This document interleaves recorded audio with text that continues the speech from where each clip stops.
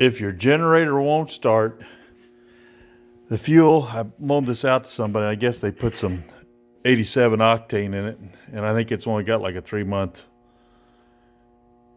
before it goes bad, all the ethanol they put in it. Anyway, it wouldn't start. So I drained out, unhooked this hose here. There's a cover that goes there. I took the cover off, hooked it on here, and drained out about 15 gallons of fuel, I guess. And then I went and got me some 94 or 93 octane without any ethanol in it. After I drained all this out, and I put some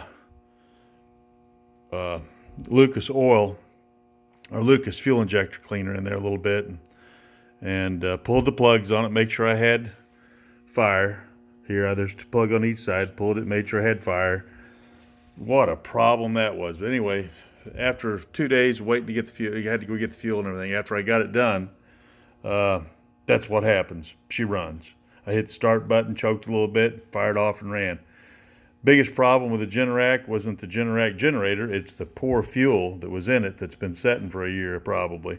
I usually put stable or something like that in it to keep it fresher. The thing is drain it out of there every year. If nothing else, you're going to leave fuel in it.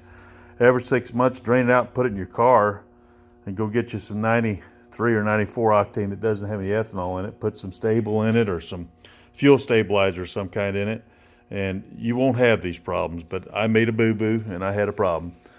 Y'all have a great one. This is a Generac GP 15,000E is what it is.